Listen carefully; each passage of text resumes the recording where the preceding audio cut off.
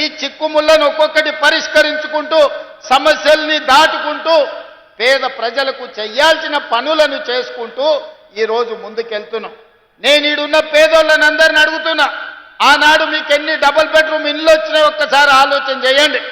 ఈనాడు ఈ ప్రభుత్వంలో ప్రతి నియోజకవర్గానికి 3500 ఇందిరమ్మ ఇండ్లు ఇచ్చి ఇల్లు లేని నిరుపేదలకు నిలువ నీడ ఇవ్వడానికి ఇలా ఇందిరమ్మ ఇండ్లు ఇచ్చినాం. ఇంకా పక్కన మా అక్కలు ఉన్నారు, మా చెల్లెళ్ళు అందరూ చూస్తున్నారు. అక్క, ఆనాడు ఎన్నడైనా రేషన్ షాపులు ఇచ్చిన బియ్యం వండి పిల్లలకు భోజనం పెట్టినరా? ఎన్నడైనా ఆ ప్రభుత్వంలో ఇచ్చిన బియ్యం ఎన్నడైనా వండి మీరన్నా తిన్నరా? మన సంటి పిల్లలకన్నా పెట్టినమా?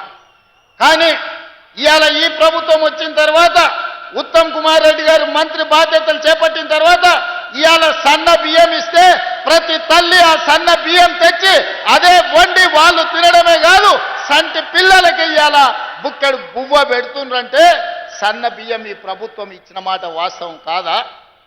ఇవాళ ఉండడానికి కట్టుకోవడానికి పేదవాడికి ఇల్లు వచ్చిందంటే ఇల్లు కట్టుకోవడానికి 5 లక్షల రూపాయలు ఉచితంగా మీకు ఇచ్చిన మాట వాస్తవం కాదా అని చెప్పి నేను ఈరోజు మిమ్మల్ని అడుగుతున్నా. ఇవాళ రైతులను అడుగుతున్న, ఆదిలాబాద్ జిల్లా అంటే రైతులు ఈ ప్రాంతం. ఇవాళ సన్న వడ్లు పండించిన వాళ్ళకు 500 రూపాయల బోనస్ ఉత్తమ్ కుమార్ రెడ్డి గారు మీ ఖాతాలో వేపిస్తున్నాడా లేదా మీరు ఒక్కసారి ఆలోచన చేయండి.